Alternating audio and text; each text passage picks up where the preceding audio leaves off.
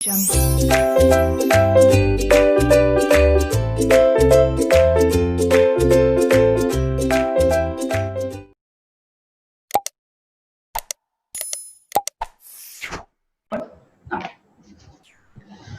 hello everyone, and welcome back to my channel named Learning to Learn. So, of course, there are back-to-back interviews going on, and today we have with us Sumedha Gupta. She is one of my students from Unacademy, and she cleared her JRF in December 2019, right? And it was a very awesome experience for me to teach a lot of people at that time. So, please welcome Sumedha in this particular interview. Okay, hello, and thank you, ma'am, for inviting me. That's really And Sumita, सबसे पहले आप अपने बारे में थोड़ा introduction दे दीजिए बच्चों को, ताकि बच्चों को पता चले कि आपका बैकग्राउंड क्या है, आपने कब नेट की प्रिपरेशन चालू की, anything you want to share about yourself. Okay, so hello guys. और ऐसा नहीं, मतलब अनअकैडमी में मैंने एग्जाम्स से आई थिंक 2 या 3 महीने पहले ज्वाइन किया था. And 1 month even was without a subscription. Last जो 2 महीने थे, I think November and December was my subscription period. And तभी मैंने मैम को भी ज्वाइन किया उसी टाइम पे. और उससे पहले मैं 2 साल से प्रिपेयर कर रही थी नेट का, और मेरा नेट पहले क्लियर भी हो चुका था. मुझे जेआरएफ चाहिए था, इसके लिए मेरी ज्यादा प्रिपरेशन चल रही थी. सो टाइम टेकिंग है ऑफ कोर्स, और मुझे तो अभी ऐसा लगता है कि अगर आप लोग को इतना टाइम मिल रहा है तो आपको ज्यादा प्रिपरेशन करने का टाइम मिल रहा है, क्योंकि मैं ऑलरेडी 2 साल पहले लगा चुकी थी उस चीज में. तो वो आपके लिए अच्छा है कि अभी आपको डेट नहीं आ रही है तो थोड़ा सा टाइम मिल रहा है कि आप उसमें लगा लो. तो मेरा फील्ड, मेरा मेन सब्जेक्ट डांस का है. एंड सो हम लोग के फील्ड में थोड़ा ये हो जाता है कि फर्स्ट पेपर से हम बिल्कुल ही कट जाते हैं, क्योंकि मैथ्स और लॉजिकल रीजनिंग बिल्कुल ही फील्ड अलग है. तो थोड़ा सा नया एक्सपीरियंस लगता है जब हम ये सब सब्जेक्ट को फर्स्ट पेपर के सब्जेक्ट्स में आते हैं. And it was a good experience. Ma'am के साथ पढ़ने में, वो छोटे छोटे नोट्स बनाने में वो बहुत अच्छा था. तो वो टिप्स में भी याद हो जाता है. And that's it. Okay, so Sumedha, one question: what is the changes in your life before JRF and after JRF? कुछ ऐसा चेंज लग रहा है लाइफ में? थोड़ा सा टेंशन फ्री. Okay. बाकी मतलब एक बर्डन नहीं है. मैं ऑलरेडी पीएचडी कर रही थी जिस टाइम मैं प्रिपेयर कर रही हूँ. मैं अभी भी उसी में हूँ. सो एक वो टेंशन फ्री हो गया है. थोड़ा सा फाइनेंशियली वहां से हेल्प हो ही जानी है. बट काफी कुछ. और उसके बाद एक कॉन्फिडेंस भी आता है कि आपको ये चीजें पता है. मेरे बैचमेट्स हैं जो लोग प्रिपेयर कर रहे हैं, एंड जब वो लोग एडवाइस लेते हैं तो अच्छा भी लगता है कि हाँ ठीक है, हम मतलब अब दे सकते हैं एक्चुअली एडवाइस. अब हमें भी कॉन्फिडेंस है कि हम बताएंगे तो कुछ सही होगा शायद. That was nice. तो वो है. क्योंकि बच्चों को ये बहुत पता होना जरूरी है कि जेआरएफ के बाद एक इंसान में क्या क्या चेंजेस आते हैं. ये बहुत ज्यादा जरूरी है. नहीं, हम काफी टेंशन फ्री होते हैं, क्योंकि नेट के बाद भी शायद मुझे उतना नहीं फील हुआ था. मतलब ऑब्वियस कि एक था कि अगर नहीं हुआ तो नेट है.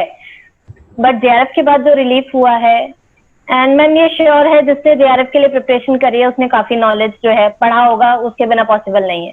मतलब कई बार लोग बोलते हैं कि पेपर इजी आया होगा, किस्मत अच्छी होगी, पर उससे नेट में भी क्लियर हो जाए पर जेआरएफ नहीं हो सकता. उसके लिए तो आपको उतना चाहिए. तो एक प्रॉपर नोट्स बनाना. मैंने अपने सब्जेक्ट के तो उतने डिटेल में गई थी, तो मैं बोल सकती हूँ कि सेम क्वेश्चन सेम सब्जेक्ट की इतनी डायरीज इकट्ठी हो गई थी मेरे पास, 3 सेट, कि शायद मैंने जब जेआरएफ क्लियर किया तो मैं सारी डायरी कवर भी नहीं कर पाई थी, क्योंकि वो एक ही क्वेश्चन के नोट्स मैंने इतनी बार बना चुकी थी. तो वो एक तो ये हेल्प हो जाती है कि हम इतनी बार रिवाइज कर चुके होते हैं कि कई बार हम उस चीज को पढ़ भी नहीं रहे हैं और क्वेश्चन वहां से आ जाता है तो वो हमारे दिमाग में होता है. मे बी हमने उसको उतना फोकस देके ना पढ़ा हो, फिर भी हमें पता होता है क्योंकि हमने कहीं ना कहीं पढ़ा था या 3 बार उस चीज को लिख चुके हैं, तो वो अपने आप दिमाग में सेट है. तो वो तो चेंजेस आते हैं. Great. और उसके बाद बाकी आगे फिर आप पीएचडी कर रहे हैं तो उन सब चीजों में भी बहुत हेल्प हो जाती है. Yes, absolutely. क्योंकि आपको पता होता है कि इधर सोचना है. Yes. So next question Sumedha, ये बहुत बच्चे आजकल पूछ रहे हैं कि काफी बच्चों को मैंने देखा है वो ये बेवकूफी करते हैं, मुझे ऐसा लगता है, राइट? बट ऑफ कोर्स है, मतलब अनअकैडमी पे तो जानते ही हो, जब तक बच्चा ठोकर नहीं खाता उसको अक्ल नहीं आती, ठीक है, भले टीचर कुछ भी बोले। तो काफी बच्चे क्या करते हैं, मेन सिलेबस कंप्लीट करने के बजाय या तो सिर्फ पीवाईक्यू करते हैं। उनका एक ये रहता है कि भाई पिछले 10 साल ओके। सॉल्व कर ले हो जाएगा, एक ये टेंडेंसी रहती है। हम्म। दूसरा ये रहता है कि हम्म। आउट ऑफ द सिलेबस क्या आया पहले वो निपटाओ। तो मुझे चीज ओके। बहुत गलत लगती है। आपको क्या लगती है, जैसे आउट ऑफ द सिलेबस कितने क्वेश्चंस आते होंगे फ्रॉम पेपर 1 रफली? नहीं मैम, मुझे तो नहीं लगा था। सीरियसली स्पीकिंग कुछ एक आध होते भी होंगे तो, लेकिन हम जब पढ़ते हैं, जब हम डिटेल में पढ़ रहे हैं तो उन टॉपिक्स को भी हम कहीं ना कहीं छू के आए होते हैं। ऐसा नहीं होता कि बिल्कुल ही बाहर से हो।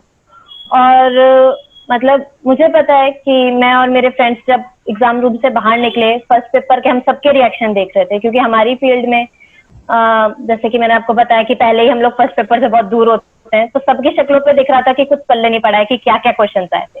बट मैं और जिन लोगों ने हम लोगों ने अटेंड किया था अनअकैडमी और जिन्होंने उतना डिटेल में पढ़ा था, मे बी हम लोग के क्वेश्चन ऑब्वियस हम लोग के क्वेश्चन मेरे सारे ठीक नहीं थे, क्वेश्चंस गलत थे, लेकिन मुझे ये पता था कि ये क्वेश्चंस आए कहाँ से। तो मुझे ये पता था कि मतलब कुछ भी बाहर से नहीं है, या कुछ एक आध चीजें बाहर से भी हूँ तो भी मुझे पता है कि अच्छे टीचिंग का था कि रिसर्च का था। बट कई बच्चे ऐसे थे जिनको टर्म्स ही नहीं पता है ओके कि ये टॉपिक ही कहाँ से आ रहे हैं। तो वो उस चीज के लिए मैं थैंकफुल हूँ अनअकैडमी का कि मुझे वो सब उतना डिटेल में मैं गई कि मुझे पता था कि ये कहाँ से आ रहा है। और मुझे ऐसा लगता है कि आपको अगर किसी चीज में नहीं बन रहा है ना, मतलब 10 टॉपिक्स हैं, एक आप छोड़ भी दो चलेगा, लेकिन 9 उतने कॉन्फिडेंस से आपको हो जाने चाहिए। yes. तो बाहर की तो बहुत ही बात अलग है मैम, कि बाहर का पहले देखना वो तो बहुत ही गलत स्टेप है कि हम पहले ये चेक करें कि बाहर से कितने आए। 50 में से मे बी 2 क्वेश्चन 3 क्वेश्चन बाहर से आएंगे, बाकी के तो सही हो जाएंगे। अब उन 3 क्वेश्चन के चक्कर में बाकी सबकी नैया डुबाना तो गलत हो जाता है। Yes, absolutely, that is true. Next question. अभी आपने लेटेस्ट में डिजिटल इनिशिएटिव्स देखे थे सुमेधा, लेटेस्ट में? नहीं मैम, उतना तो नहीं देख पाई हूँ। कोविड-19 के बाद क्या है, मोस्टली एजुकेशन ऑनलाइन हो चुका है। गवर्नमेंट ने काफी सारे डिजिटल इनिशिएटिव स्टार्ट किए, क्योंकि अभी पूरा ऑनलाइन ही स्टडी है, स्कूल्स कॉलेजेस सब बंद है। तो डिजिटल अपने टाइम पे 16-17 होते थे, लाइक ई यंत्रा, स्वयं प्रभा, जो हम पढ़ते थे, ठीक है। Yes yes yes. 17 max, 17-18 max, ठीक है।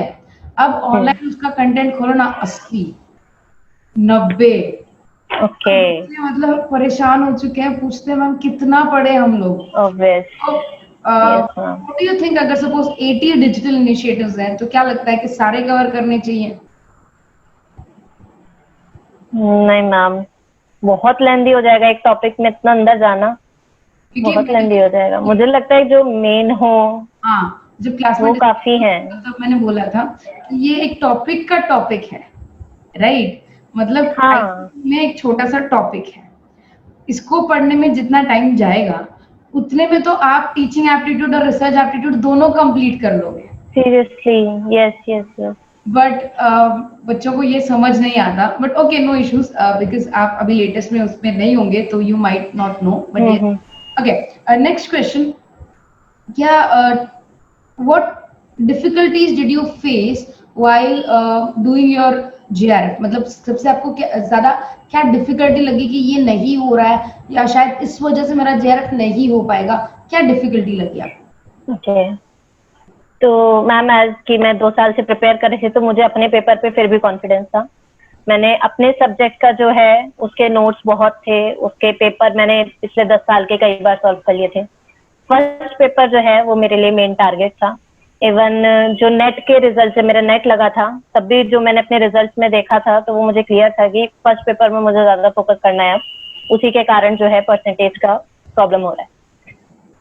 तो जैसी क्लासेस स्टार्ट हुई तो एक चैप्टर होता है हायर एजुकेशन, और एक होता है एक सेकंड लास्ट मैम कौन सा है? People and environment. Last and second last people and environment. ये 2 जो चैप्टर होते हैं वो लिटरली टॉर्चर होते हैं। तो उसके बाद कि ठीक है, शुरू के हम नोट्स बना रहे हैं, सब क्लियर है। और फ्रेंकली स्पीकिंग मैंने केवल अनअकैडमी अटेंड नहीं किया है, मैंने यूट्यूब पे जितनी क्लासेस हुई आपकी और टीचर्स की और अनअकैडमी, मैंने हर जगह से नोट्स बनाए थे। क्योंकि मुझे ऐसा लगता है कि कई बार कि हम लोग ठीक है अनअकैडमी का सब्सक्रिप्शन ले लिया, बस वहीं से फॉलो करो, तो मुझे लगता है कि आप अपनी तरफ से आपको 100% नहीं कर रहे हो। फिर Yes. आपको जहां से मिल रहा है आपको लेना चाहिए। Yes. तो मैंने वो किया। यूट्यूब पे मुझे जितनी सेम टीचर्स के, बहुत सारे टीचर्स के पास नहीं घूमी थी मैं, ये मैंने फोकस रखा था कि ज्यादा के पास नहीं जाना है, 2 काफी है, क्योंकि नहीं तो बहुत डिस्टर्बेंस हो जाता है, सबके व्यूज अलग आते हैं। तो मैंने दोनों तरफ से क्लासेस अटेंड करी। उसके बाद जब ये higher education of people and environment में मुझे बहुत प्रॉब्लम होती। हायर एजुकेशन तो आई थिंक मैम जितनी टेबल आपने दी थी वो आईसीटी और ये वाला उतना ही मैंने याद किए थे, बस नाम चार्ट्स में, उससे ज्यादा मैंने डिटेल में गई नहीं। और आईसी हाँ पीपल एंड एनवायरनमेंट में जो अभी नए नए जो टारगेट सेट हुए थे वो चीजें करी, जो न्यूज अपडेट वाला रहता था वो, क्योंकि वो मैंने फोकस कर लिया था कि मैं अगर इसमें ध्यान दूंगी तो मेरा बाकी का जाएगा। Yes. तो वो मैं इवन अपने फ्रेंड से भी बोलती हूँ, मैंने कहा इतना प्रॉब्लम हो रहा है 10 में से 1 यूनिट छोड़ दो, 9 पक्के कर लो। तो इसीलिए मैंने वो किया था। मैंने हायर एजुकेशन और पीपल एनवायरनमेंट मेरे लिए बहुत वो था प्रॉब्लम क्रिएटिंग, तो मैंने उस पर मेन फोकस जो था उसमें मैं ज्यादा डिटेल में नहीं गई थी। बाकी सारी यूनिट मैंने बहुत डिटेल से करी थी, रीजनिंग हो, मैथ्स हो, टीचिंग हो, रिसर्च हो, वो बहुत डिटेल में किया था। Great, that's really nice. Okay, कोविड-19 की वजह से ऑफ कोर्स अभी एग्जाम डिले हो रहा है, राइट? दिसंबर में भी हम लोग सोच रहे हैं कि शायद होगा एग्जाम, अभी तक तो एनटीए की तरफ से कुछ नोटिफिकेशन नहीं आया है, ठीक है? मोस्ट प्रॉब्ली हम लोग सोच रहे हैं, ठीक है? बट जो ये बड़ा गैप आया ना, इसकी वजह से बच्चे थोड़ा फ्रस्ट्रेट ज्यादा है, राइट?